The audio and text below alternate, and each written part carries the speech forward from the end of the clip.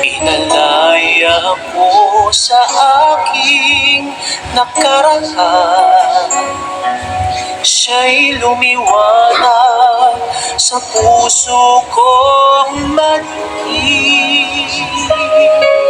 Sa panganib, buhay ko'y nahawakan, kaya maglilingkod, isusuko ang lahat sa Kaniya na nangako at umibig ng tapat.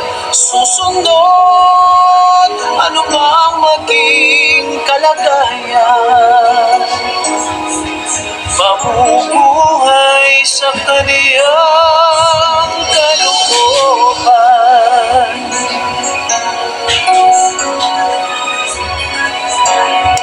Sa Kanya lamang nahanap ang kasapatan,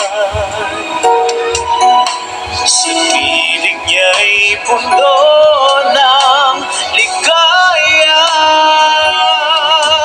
Kapag ang usap